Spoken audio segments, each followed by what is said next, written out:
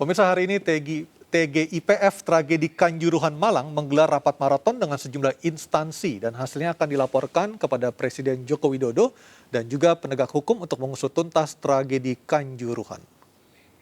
Itu kena tembak. Jadi saya itu di kepulan asap itu. Usai menemui sejumlah korban dan mengumpulkan barang bukti, TGIPF Tragedi Kanjuruhan menggelar rapat maraton dengan sejumlah lembaga.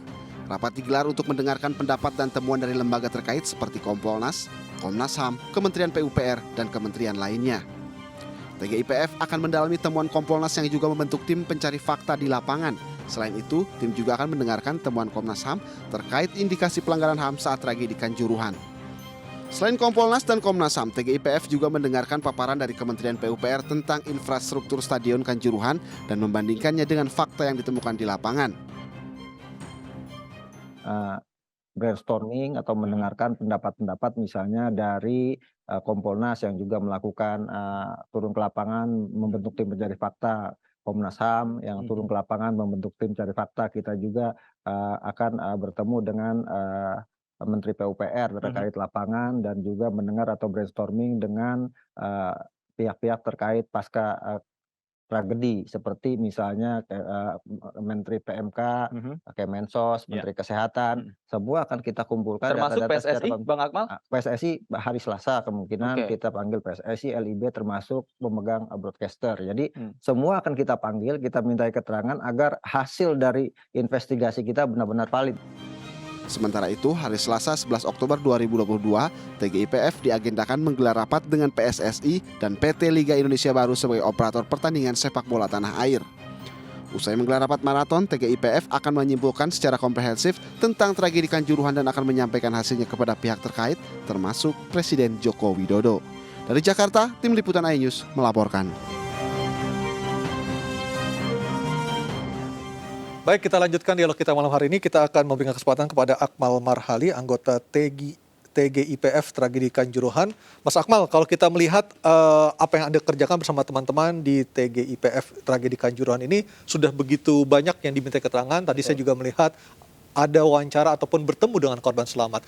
Nah, kalau kita melihat dari konteks Ketua Umum PSSI, Anda melihatnya seperti apa? Ini ada LIB sebagai operator dan juga PSSI sebagai regulator. Ya, kalau kita melihatnya bahwa kasus tragedi Kanjuruhan ini kesalahan kolektif, dosa berjamaah. Artinya kolektif itu mulai dari operator, dari regulator, dari mulai PSSI, regulator, Liga Indonesia, operator, klub, dalam hal ini panpel, security officer, supporter juga ikut terlibat di sana, dari kepolisian. Jadi semuanya ini punya dosa dalam kasus tragedi Kanjuruhan ini. Artinya ketika 43.000 orang masyarakat meminta Ketua Umum untuk mundur, itu tidak terbantahkan ataupun bisa dipahami seperti itu? Ya, bisa kita pahami. Tapi kan tim yang harus dipahami juga bahwa tim pencari fakta independen ini tidak dalam konteks untuk mengurusi soal jabatan Ketua Umum gitu. Kita lebih kepada bagaimana menyelesaikan kasus ini. Baik itu dalam arti hukum dan sanksi, baik itu sanksi football family, sanksi perdata pidana kalau ada, sampai kepada bagaimana kemudian ke depannya. Kita harus meletakkan lembaran baru peradaban sepak bola nasional. Jangan sampai kasus meninggalnya 130 orang, ini sudah terkonfirmasi 130, ada berita-berita yang disebutkan 131, tapi kita tadi rapat dengan Kementerian Kesehatan, kemudian dikonfirmasi bahwa yang meninggal adalah 130 karena ternyata ada ada nama yang double. Atas nama Herlangga Aditama, ada di nomor 60, ada di nomor 103 sebagai daftar korban. Jadi kurang, jadi jumlahnya 130. Nah, kalau terkait misalnya tuntutan mundur, saya pikir itu hal yang biasa ya, di mana sanksi moral ini yang menjadi penting untuk diperhatikan. Dari sisi PSSI, apa yang Anda lihat konkret ini adalah mutlak kesalahan PSSI? Ya, yang pertama banyak regulasi-regulasi, aturan-aturan yang dibuat tapi tidak dijalankan gitu. Dan ini fakta gitu kan. Artinya contohnya apa yang Anda temukan di lapangan? Kalau PSSI misalnya bisa tegas terhadap regulasi yang mereka buat, misalnya soal klub profesional aturannya gitu kan, soal verifikasi stadion. Kalau itu kemudian dijalankan dengan tegas, bisa jadi tidak akan terjadi kasus. Kalau dalam kasus ini misalnya, apakah kemudian PSSI sudah mensosialisasikan FIFA Safety and Security Stadium? Saya yakinnya gitu kan, tidak disosialisasikan ke polisi. Sementara polisi punya protap tersendiri gitu kan dalam menangani kerumunan massa yang ada di lapangan, kaitannya misalnya dengan demonstrasi dan sebagainya, mereka punya protap menggunakan gas air mata. Sementara di aturan sepak bola tidak boleh Menggunakan gas air mata dan senjata. Itu ada di FIFA Safety and Security Stadium pasal 19 poin B. Baik, kita tanyakan ke Mas Ahmad Riyad. Mas Ahmad Riyad, apakah benar PSSI tidak mensosialisasikan masalah aturan FIFA tersebut untuk penanganan keamanan di stadion kepada polisi yang bertugas di Kanjuruhan? Jadi itu semua sudah dilaksanakan lewat workshop Liga 1 sebelum pertandingan. Security and Safety Regulation semuanya sudah disampaikan, boleh dicek di klub-klub Liga 1 yang ikut workshop. Itu sudah semuanya. Nah, kita konfirmasi ke Arema misalnya, mereka hanya dikasih buku, tapi orang nggak ada yang baca semua buku-buku itu. Gitu. Buku itu diberikan kepada klub, bukan kepada aparat keamanan. Nggak ke aparat keamanan. Sekarang kalau kemudian dilakukan, kok ke aparat keamanan bawa gas air mata didiamkan, kan berarti pembiaran. Ya kan, kalau kemudian disampaikan, kan ada setiap mau pertandingan itu ada yang namanya briefing atau rapat koordinasi. Kemudian harus dijelaskan tidak boleh gitu kan. Tapi kemudian kenapa ada? Artinya kan memang ada pembiaran di situ, tidak ada cek and recheck terhadap protap pertandingan sepak bola yang sudah diregulasikan. Siapa yang meregulasikannya? PSSI. PSSI kan punya yang namanya prosedur pengamanan dan keselamatan. Itu dibuat tahun 2021. Di pasal 19 poin B-nya sama gitu kan. Nah, ini kemudian jangan-jangan cuma seperti regulasi lain diberikan, tapi kemudian tidak dipaparkan satu persatu. Jadi orang nggak ada yang ingat gitu. Apakah benar Mas Riyad hanya diberikan tapi tidak ada pemaparan ataupun update lebih lanjut kepada aparat? Ini bukan satu alasan ya. Diberikan terus tidak ada yang ingat, tidak dibaca, dipaparkan. Sudah dalam workshop itu pemaparan mulai awal sampai akhir. Apalagi Meskom, di berita acara Meskom yang kita terima laporan D2D-nya sudah disampaikan dalam technical meeting bahwa tidak boleh membawa senjata, gas air mata, sudah ada laporannya. Itu semua data dari tangan kita, pada saatnya akan kita sampaikan nanti. Artinya semua data-data itu sudah disampaikan juga kepada polisi ya, untuk menjadi bahan pertimbangan ketika nanti dalam penyusunan berkas acara perkara seperti itu? Sudah, itu rapat itu namanya rakor kalau dalam dulu, rapat koordinasi sebelum hari H, technical meeting 1 hari sebelum hari H, dan pada saat itu yang mengenai kejadian di lapangannya, ini yang sedang dalam proses, itu kita sudah putuskan bahwa security officer dan panpel bersalah karena harusnya dia mencegah juga dalam saat itu. Meskipun sudah dilarang di satu malam sebelumnya, begitu kelihatan kalau tidak salah di babak kedua itu baru ada pihak kepolisian yang masuk membawa gas air mata, itu harusnya diingatkan oleh security officer saat itu. Ya, mungkin itu yang sedang diteliti. Kita lihat aja nanti pembuktiannya di mana, di penyidikan, di pengadilannya gimana nantinya. Biar terbuka semuanya, prosesnya bagaimana, siapa yang salah dan bertanggung jawab apa nantinya. Baik, saya ke Mas Richard. Mas Richard, sudah ada 6 orang tersangka. Dari sisi Anda sebagai Ketua Forum Komunikasi Sport Indonesia, melihatnya apakah 6 orang tersangka ini memang sudah layak dijadikan ataupun disematkan status tersangka, ataukah sebenarnya masih ada pihak-pihak lain juga harus ikut bertanggung jawab dan dijadikan sebagai tersangka juga dalam kasus di Kanjuruhan ini? Ya, menurut saya gini, apa yang disampaikan dari Pak Akmal ini bahwa kejadian ini adalah kesalahan kolektif kolegial. Nah, kalau bicara soal itu, 6 tersangka ini belum cukup menurut saya. Karena misalkan ini dari pihak kepolisian ternyata hanya Karpol, lalu Komandan Brimob dan juga Sabara. Pertanyaan saya adalah kemana Kapolresnya misalkan gitu, Kapolrestanya. Kenapa itu nggak juga dilakukan tersangka oleh Kapolri? Justru dinonaktifkan kan gitu. Lalu pertanyaan kembali adalah ada security officer, lalu juga ada panitia LIB. Pertanyaan saya, terus kemana exco yang lain dan ketua umum yang ada? Artinya kalau ini persoalan adalah kolektif kolegial, berarti ada hal-hal yang mengkomandoi terkait soal misalkan ternyata polisi sudah menyampaikan bahwa jam pertandingan itu harusnya diminta untuk sore hari, tapi sama LIB dipaksa untuk tetap malam hari. Kan berarti ada kesalahan prosedural di situ. Nah, ini yang menurut saya jangan ada kambing hitam anak buahnya jadi tersangka, tetapi pimpinan-pimpinannya hanya sembunyi di balik kesalahan anak buahnya, berarti.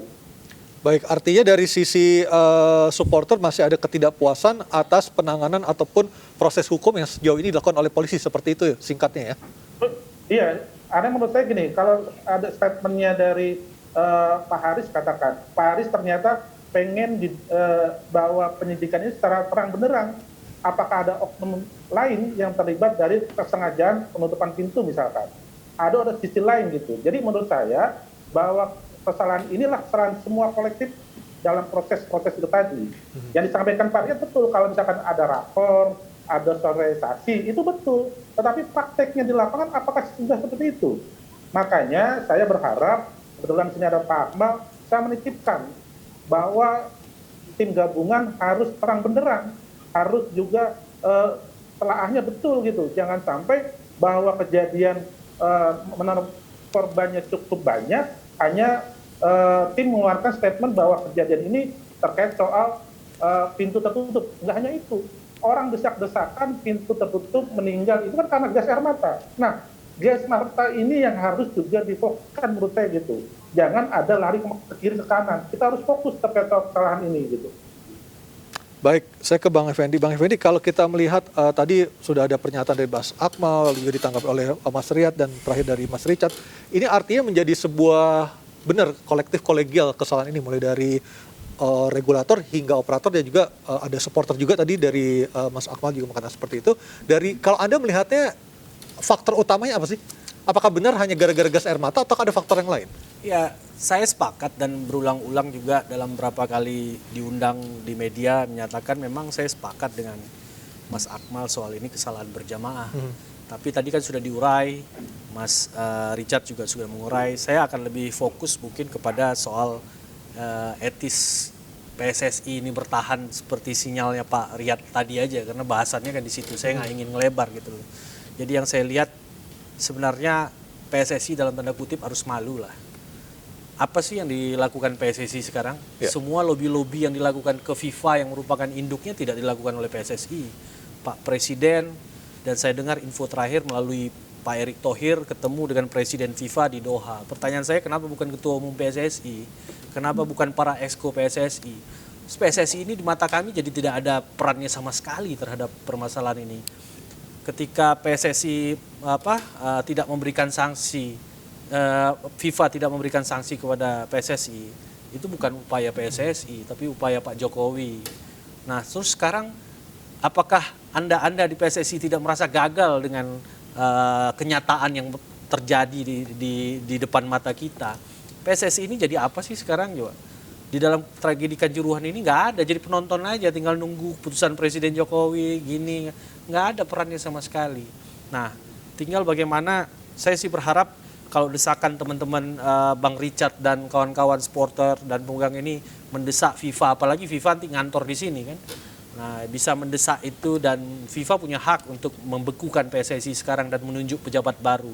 Saya pikir ini sebuah langkah yang cukup baik juga ya ke depan kalau FIFA berani mengambil keputusan ini. Tentu saya berharap ini didengar oleh pemerintah juga. Ya kalau yang ngerasa dia nggak ngerasa bersalah dan terus bertahan sementara desakan ribuan masyarakat, bahkan mungkin jutaan nanti masyarakat yang akan minta PSSI ini mundur, ya mungkin juga Pak Jokowi akan berpikir untuk meminta ini kepada Presiden FIFA untuk membekukan PSSI ini. Meskipun secara aturan pemerintah tidak boleh mengintervensi. Tidak boleh mengintervensi, PSSI, tapi ya? apa yang terjadi sekarang juga tidak ada hubungan komunikasi langsung antara PSSI dan FIFA. Buktinya yang dipanggil ke Doha bukan Ketua Umum PSSI, bukan exco PSSI, tapi Pak Erick Thohir. Ya secara pikiran bodoh saya sebagai orang aja, ya tunjuk aja Pak Erick Thohir jadi pelaksana tugas Ketua Umum PSSI. Tentu mungkin di tangan beliau akan lebih baik penanganan Kanjuruhan dan juga penanganan PSSI ke depannya. Sementara bekukan aja PSSI kan. Nanti sambil menunggu KLB yang baru. Mudah-mudahan ini akan lebih baik. Karena kalau berharap dari pemegang hak suara, voter juga nggak semua juga mau gitu loh. Untuk ayo kita KLB gitu loh. Karena voter ini kan geng-gengan juga. Ada kubunya ini, ada kubunya ini. Susah juga ngatur voter ini.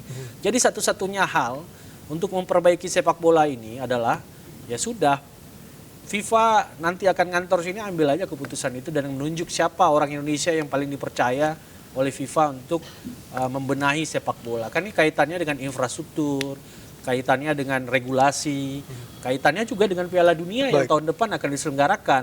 Apakah dengan pengurus PSSI seperti sekarang FIFA yakin Piala Dunia akan sukses terselenggara tahun 2003? Toh buktinya FIFA ini komunikasinya untuk soal Piala Dunia bukan dengan PSSI lagi, dengan pemerintah. Ya sudah, pemerintah tunjuk aja, tentu ada komunikasi soft yang tidak perlu menunjukkan ada intervensi pemerintah kepada FIFA, dan saya yakin komunikasi Mr. Gianni Infantino dengan Jokowi itu sudah lebih cair lah untuk soal-soal itu. Baik, Mas Riyad, kita pengen tahu dari PSSI akan melakukan apa dalam waktu dekat ini untuk membuat kondisi ini menjadi lebih baik saat ini? Jadi itu saya sampaikan tidak benar bahwa komunikasi dengan FIFA berjalan sampai hari ini. FIFA, ada orang FIFA yang di kantor PSSI, kan masyarakat nggak tahu kan. Ada yang sudah datang, tim awalnya sudah datang, semuanya koordinasi dengan PSSI mulai awal. Bahkan kesekjenan lah yang memfasilitasi Bapak Presiden untuk menelpon ke Presiden FIFA. Karena untuk kemudian FIFA juga mengucapkan belasungkawa kepada kita, lalu kita arahkan juga ke pemerintah kita, karena pemerintah sangat cepat tanggap. Kita sampaikan awal bahwa pemerintah ini tidak terlibat dalam kasus ini, pemerintah malah membuat penyelidikan. Berarti kita sampaikan ke FIFA bahwa ini bukan intervensi pemerintah. Yang ditakutkan FIFA bahwa gas itu yang di lapangan adalah kebijakan pemerintah yang wajib di tiap-tiap pertandingan sepak bola. Kita sampaikan kita bahwa ini tidak. Bahkan Presiden sudah membentuk tim, kepolisian juga menyidik terhadap kesalahan seperti ini. Baru FIFA-nya terbuka dengan kita mau semuanya ini, dengan kita mau membantu dan sebagainya. Karena ini memang murni dari yang di lapangan, murni ada kelengan yang di lapangan, tidak melaksanakan yang disampaikan Pak Akmal tadi, poin-poin yang ada di aturan kita. Seperti itu. Lalu ke depan yang penting ya ini, yang paling penting itu ke depan. Ke depan kita memang harus lebih baik. Pak Akmal juga bantu. Di waktu pasti masukannya banyak, pasti nanti banyak. Karena beliau kan juga di sepak bola ini juga orang lama, jadi tahu persis apa kekurangannya. Nanti akan duduk bersama biar timbul satu kesepahaman antara aturan FIFA dan aturan pemerintah Indonesia dalam bidang keamanan untuk dijadikan satu kesatuan yang berlaku seluruh Indonesia. Selama ini tiap Polda sudah berbeda-beda tentang cara penanganan sepak bola. Ada Polda yang tidak punya tim sepak bola, ada yang punya. Jawa Timur kebetulan punya paling banyak. Jawa Timur Liga 1-nya ada 5, sehingga kemarin itu perlu dikoordinasikan tingkat Polda sebetulnya. Sampai keluar rekomendasi pelaksanaannya dari Polda juga. Jadi ini perlu kesepahaman bersama, duduk bersama dalam bentuk perkap yang sudah dilaksanakan oleh PSSI saat ini dengan Polri. Duduk bersama, nanti tinggal yang dari FIFA dan pemerintah untuk menyatukannya, mensinkronisasi, atau istilahnya mereka mengharmonisasi aturan. Seperti itu harapan kita semuanya. Tujuannya apa? Menonton sepak bola jadi nyaman dan aman. Kita berangkat nonton sepak bola sama dengan berangkat nonton konser lah, dengan senyum, dengan keluarga, anak istri kita datang bersama. Harapannya ke depan seperti itu, Mas. Terima kasih atas kritikannya semuanya. Kritikan ini saya anggap membangun sekali kritikannya semuanya. Baik, saya ke Mas Richard. Mas Richard sebagai perwakilan supporter, apakah ada rencana untuk meminta PSSI melakukan fasilitasi bertemu dengan FIFA? Sejauh ini saya perlu koordinasi dulu. Tadi saya baru saja selesai pertemuan di Polda Jawa Barat terkait perbaikan-perbaikan dan juga protap SOP. Tapi memang secara aturan Undang-Undang Nomor 11 Tahun 2022, supporter ini sebenarnya raja karena harus difasilitasi dengan baik terkait soal ingin datang stadion. Tentunya kritikan saya terhadap PSSI bukan serta-merta saya benci sama PSSI, bukan. Tapi ini untuk membangun semua langkah-langkah yang betul bahwa tadi kesalahan kolektif kolegial itu jangan sampai ini terulang lagi. Makanya saya perlu meyakinkan masyarakat Indonesia bahwa petisi ini bukan serta-merta saya benci, tetapi bahwa ini adalah gerakan moral yang saya ingin menyampaikan ke publik, menyampaikan ke PSSI, terutama Pak Iwan Bule, coba bicara hati nurani, kira-kira apa yang harus dilakukan dengan kejadian luar biasa ini. Baik, terima kasih Pak Ahmad Riyad selaku juru bicara PSSI dan Mas Richard Ahmad Ketua Forum Komunikasi Supporter Indonesia. Dan pemirsa MS News Prime dialognya masih akan kembali lagi bersama dengan Mas Akmal dan juga Bang Effendi Saputra dan juga tamu kami lainnya. Tetaplah bersama kami.